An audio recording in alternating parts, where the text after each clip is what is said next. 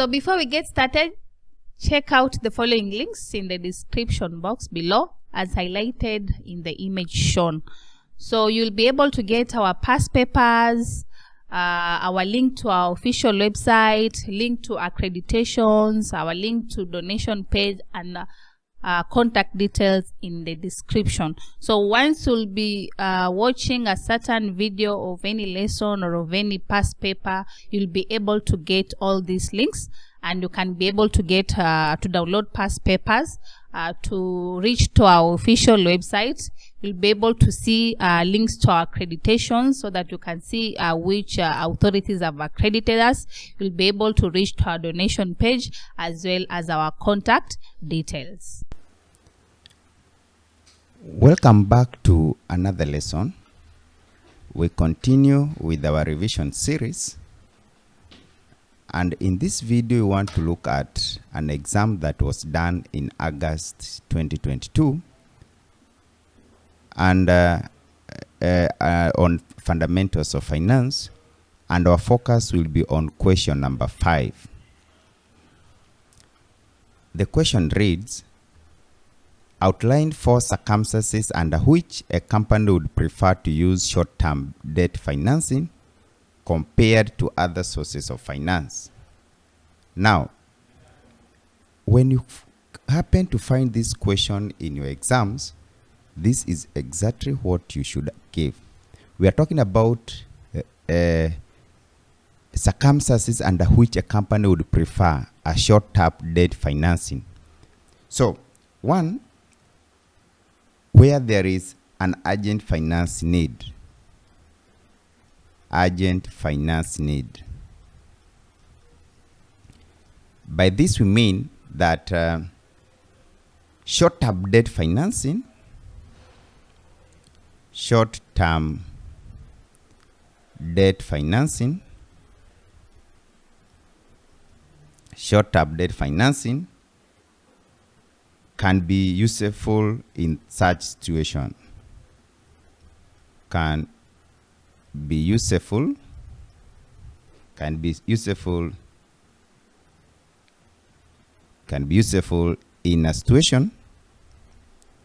a situation where the business need quick cash, where the business need quick cash.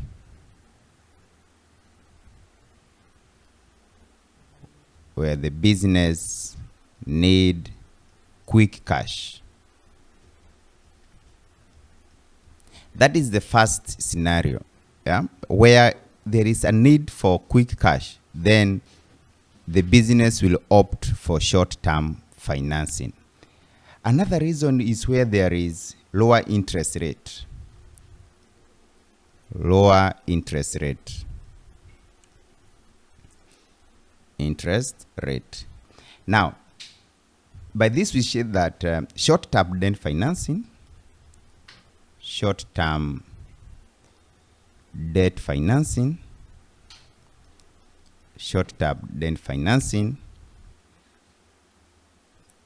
may have lower interest rate.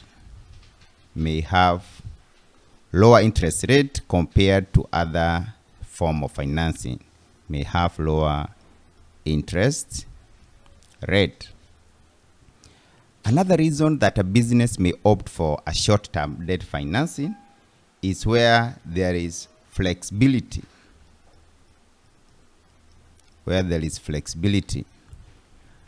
By flexibility, we mean that short-term debt financing,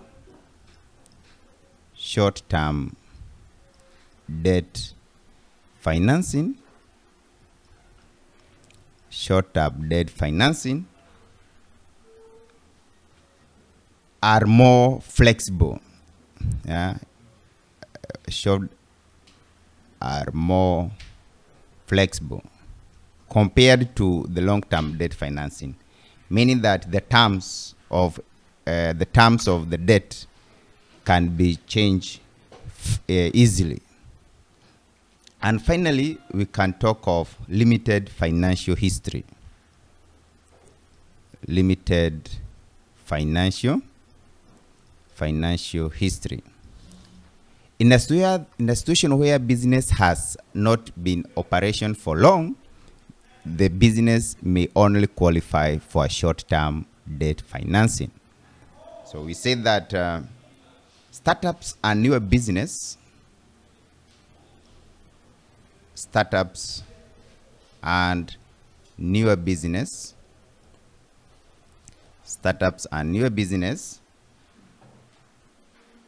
are limited to short-term debt financing. Are limited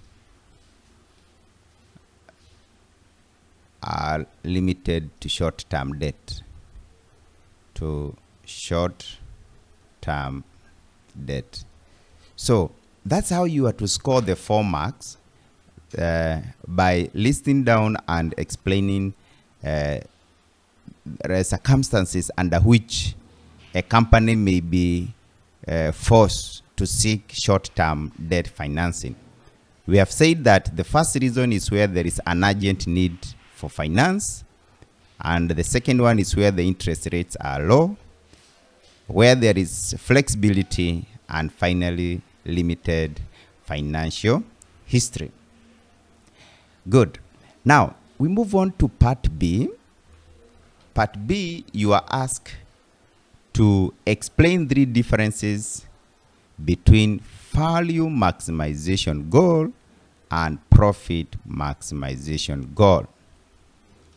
Here we need to state the differences between value maximization goal and profit maximization goal. Now, we say this: wealth maximization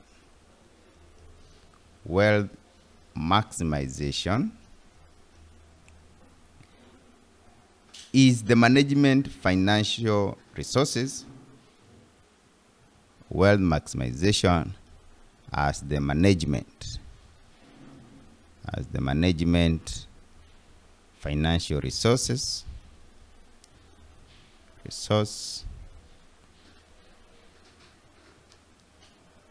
at increasing the value of the stakeholder, at increasing the value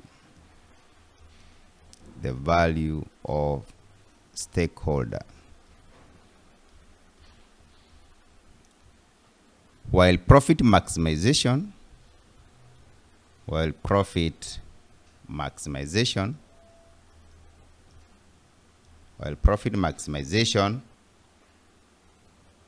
is increasing the profit of the company, is increasing the profit of the company. So the first difference is you are saying that wealth maximization is increasing the value of the stakeholders, while profit maximization is increasing the profit of the company. That is the first difference. The next one is wealth maximization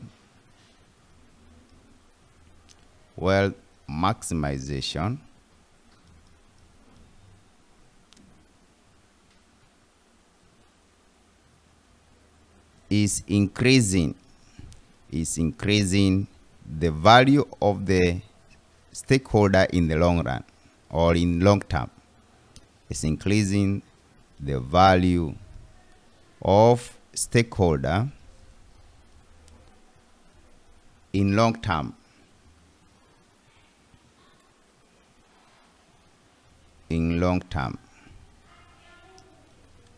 While profit maximization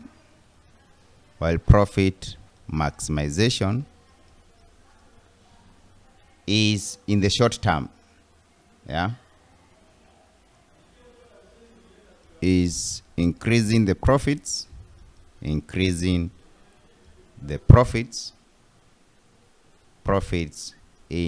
the short term.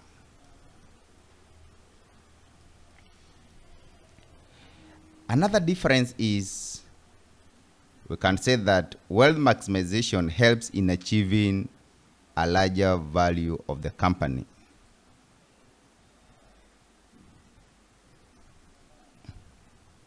Yeah, you can say value maximization, maximization.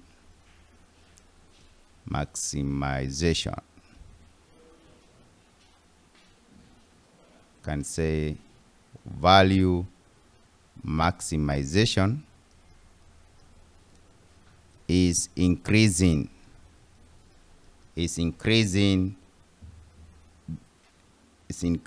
the larger value of the company. It's increasing the larger value of the company, while profit maximization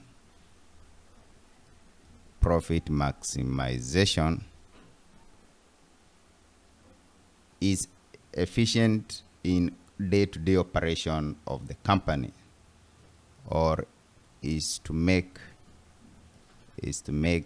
the business make profit, is to make the business profitable. So basically, those are the three differences between wealth maximization and profit maximization. Wealth maximization and value maximization means the same thing. When you hear value maximization, wealth maximization means the same term. Good. Now, that is it about question 1A and B. We move to question number 5C. The following information relates to returns of two security under three state of the economy. We have the state of the economy as the boom, then normal, and recession. Probabilities are given below. We have 0.4, 0.5, and 0.1. And there are returns for security X, and you also have returns for security Y. You are told you look or required, you come or you get expected return on security X and Y. Then you look for standard deviation of returns on security X and security Y. Then you're told Kalava Chivuva has invested 20% in security X and 80% in security Y. Determine his expected portfolio return. Then part 4, you calculate the covariance of the returns of X and Y. And then lastly, you determine the portfolio risk as measured by standard deviation. All this will give you a total of 10 marks. Now let's look at it one at a time. How to find expected return? The first thing you're supposed to look for is expected return of X and Y. Now, we go down here and we go to part C1. Expected return on X and Y.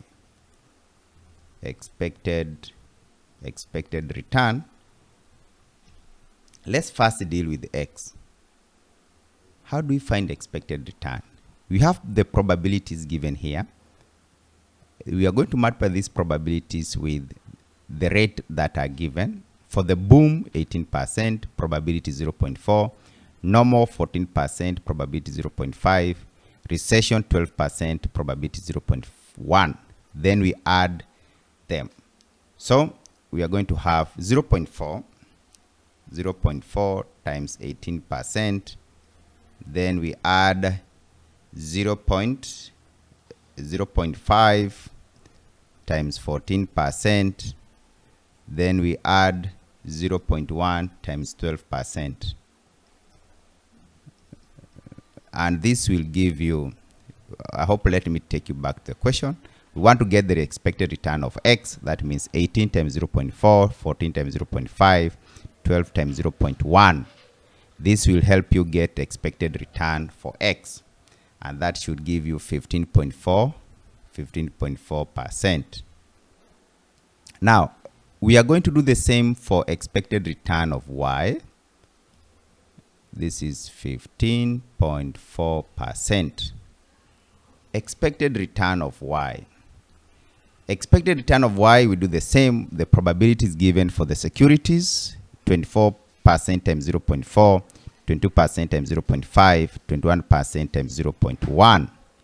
So what am I saying? We come here and get 0.4 times 24% plus 0.5 times 22% plus 0.1 times 21%. When you add this, all these give you 22.7%. Those are the expected returns for X and Y. Part 2, you are told you look for standard deviation of X and Y. Now, here we have to look at this differently. We want to find the standard deviation for X and Y. So we have a formula here. If you want to find the standard deviation here, should be the square root. Square root of that should be 0.4 times 18 squared, which is now giving us the expected return. This, if you come to this part here, you see you have not been given the correlation coefficient here. Yeah. So what we are going to do here, we are going to find 0.4 times 18% squared, 0.5 times 14% squared, then 0.1 times 12% squared minus the expected return, which is you have already been given here, which is 15.4%. So 0.4 times 18 squared plus 0.5 times 14, then this one squared should be, the square should be on what? This part should be on the rate. The square should be on the rate, so that times 18 squared, then this one times 14 squared, then plus 0.1 times 12 squared, then subtract the expected return squared. Now this one will change if you are given, then this is 15 squared. So what do we get from here? This is the square root of, it should be 129.6 plus 98 plus 14.4 minus 237.16, and you end up with the square root of 4.84, which is 2.2%. That is the standard deviation. This is part 2, the standard deviation of X. We do the same to find the standard deviation of Y. Standard deviation of Y. The formula remains the same. We are going to have 0.4 times 24 squared plus 0.5 times 22 squared plus 0.1 times 21 squared. We subtract the expected return we had squared. You see this, the 22% we are getting here, we had calculated it on top here. You see 22.7, we had it on top here. So what do we end up with? This should give you the square root of 230.44 plus 242 plus 44.1 minus 5. This should be 515.29, and this is the square root of 1.21, and it's 1.1%. That is the standard deviation. The standard deviation of X and the standard deviation of Y. Then you're told Kalama Chivuva has invested 20%. That is the weight. The weight in X is 20% and the weight in Y is 80%. Determine the portfolio return.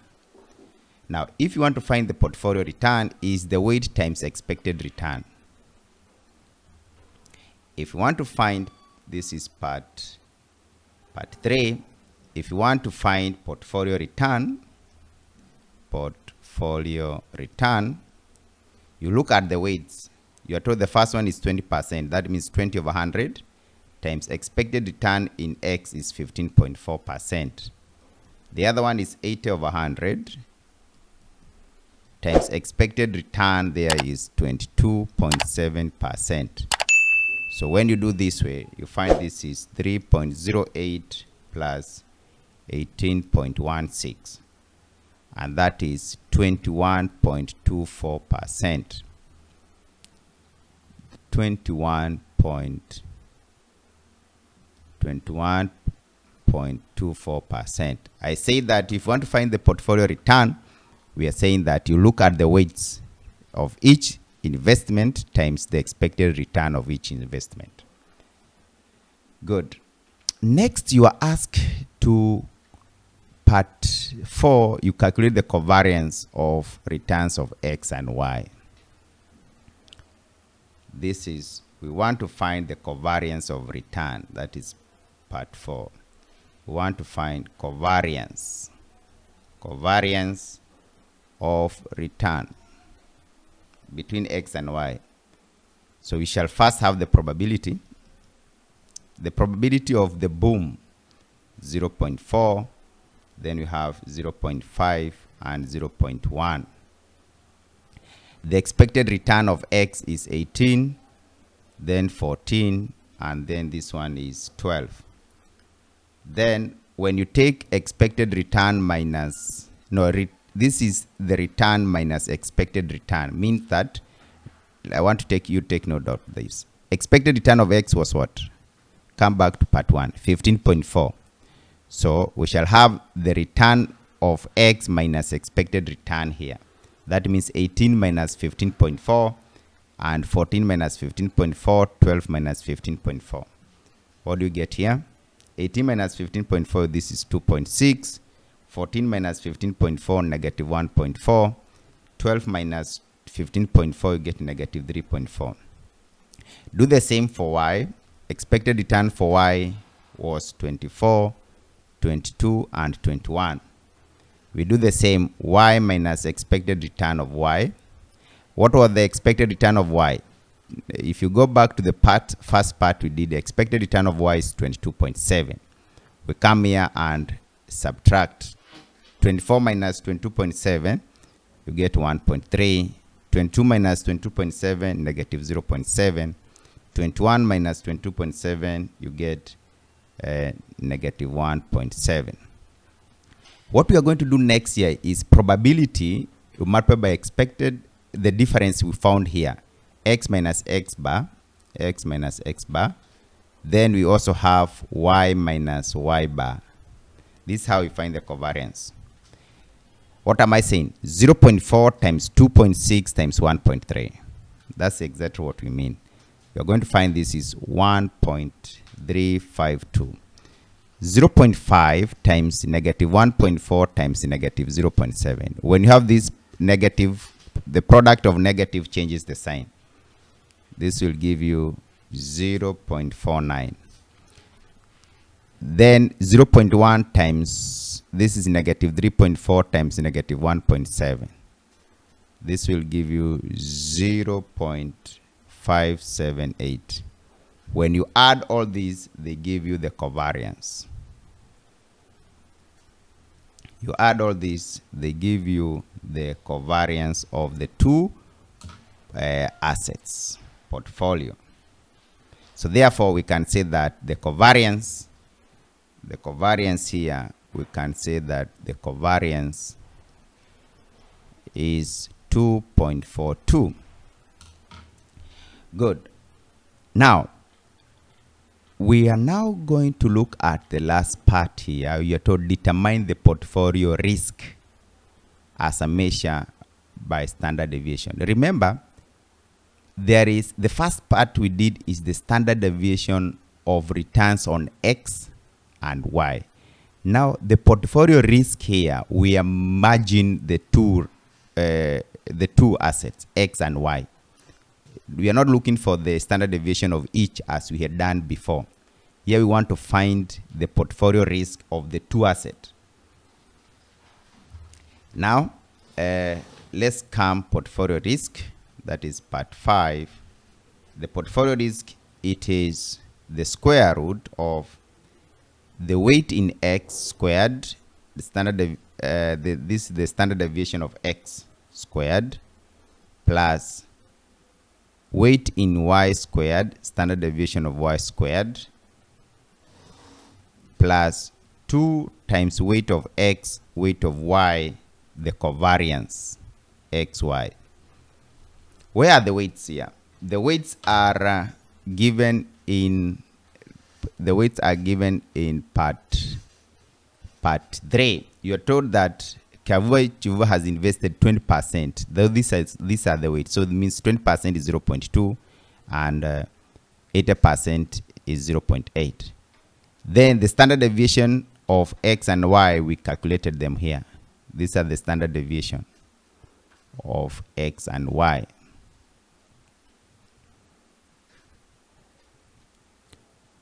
So let's now get our work done. So weight we have said is 0.2, 0.8. Standard deviation, you already have them on top there. Standard deviation for X was 2.2. Standard deviation for Y was 1.1. So let's now get our portfolio risk.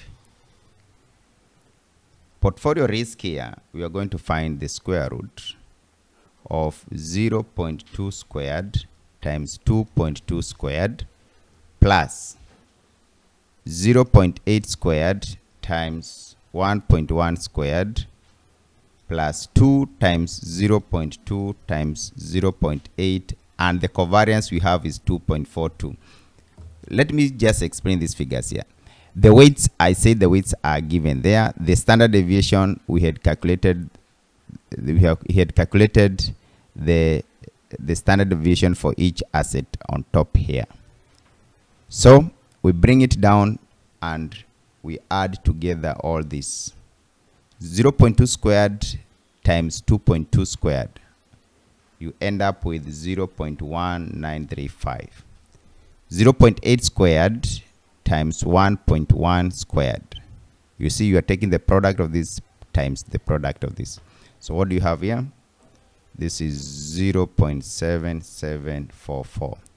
And finally, this part, last part here, 2 times 0.2 times 0.8 times 2.42.